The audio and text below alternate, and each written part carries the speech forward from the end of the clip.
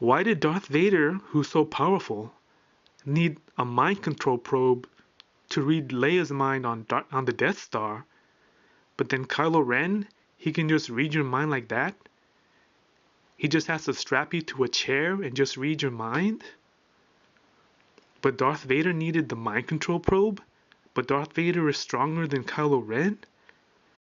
So this doesn't make any sense. Maybe the original trilogy didn't elaborate on it too much. It should have stayed that way. It should have just been kind of simple.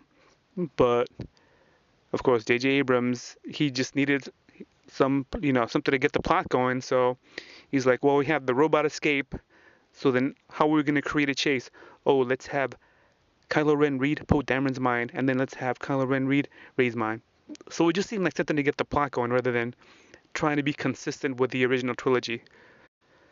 And then also another thing, I mean, maybe I'm wrong, but I sort of assumed that a Jedi could only read the mind of other Jedis, but that he couldn't read the mind of just regular non-Force users.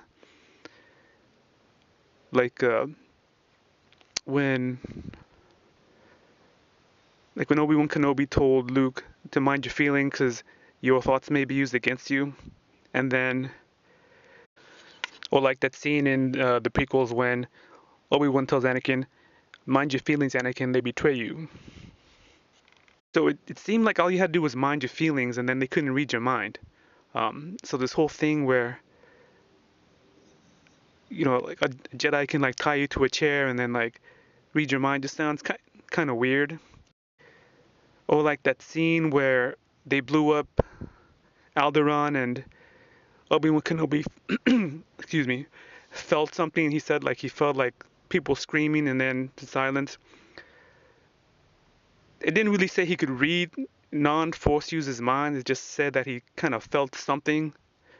So it is a little bit, unclear but it wasn't too unclear, you know what I'm saying? But JJ Abrams just he made it even more unclear.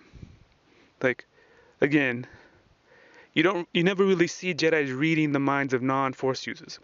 You pretty much only see that one time when Darth Vader reads Luke Skywalker's mind, and then he finds out that Leia is his sister. That's pretty much the only time you see that.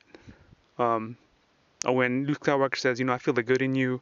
He didn't read his mind. He just kind of felt something. And again, in the prequels, that they didn't really do that much, really. Like, you didn't really see Jedi's trying to read people's minds. Like, for example, when in the Clone Wars, when they capture that bounty hunter and they're asking that bounty hunter who hired them. I mean, if they could just read the mind of that person, they would have read the mind, but they can't. They have to question them. So even though it's not super clear in the original trilogy and in the prequels, it's way more unclear in The Force Awakens. Like this whole, mind reading thing.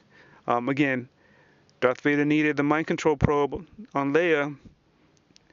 So and now you don't need one? Kylo Ren can just strap you to a chair and read your mind? JJ Abrams is stupid. I mean, that's all I can say. This movie's stupid. It's like, did JJ Abrams and the Lucas Story Group, have they even seen another Star Wars movie? Because I gotta be honest, it's like they've never seen another Star Wars movie ever. It's like they're just starting from scratch or something. And people think this is a good movie?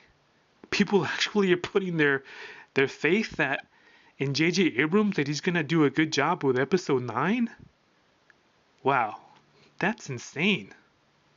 Fanboys are crazy.